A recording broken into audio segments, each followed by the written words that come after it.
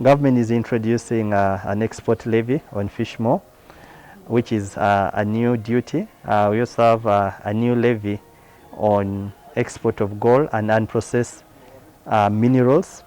So these are new, and that means the base they are doing right now, they're trying to widen the base and ensure avenues where we used not to tax, we are now taxing. So which to me, I think the spirit is good, and we need to continue and widen the tax base and instead of deepening.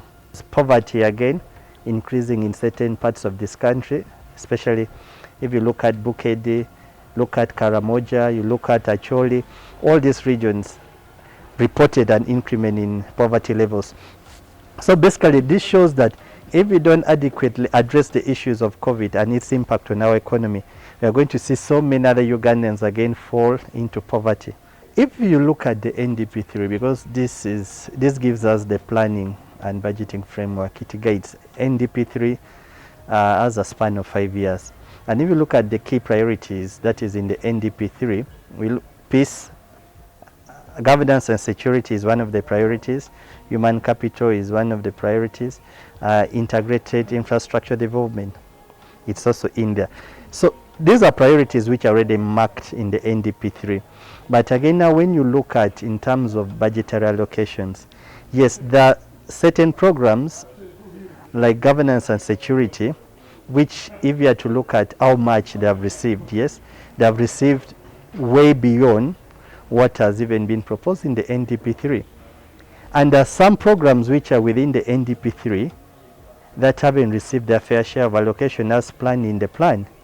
Now if you look at the budget, the programs in terms of allocations, the allocations don't match what has been proposed in the NDP III. Yes, we understand we have insufficient resources, so government is trying to balance and see that each and every program gets its share. So until we reach such a time where we adequately mobilize revenue, then we can fully fund all our interventions as specified in the NDP III. We need to ensure we monitor service delivery, because once we don't interest ourselves, it's me and you who feels the burden more, because the resources that are allocated in the budget are got from we, the common people. We contribute to that basket.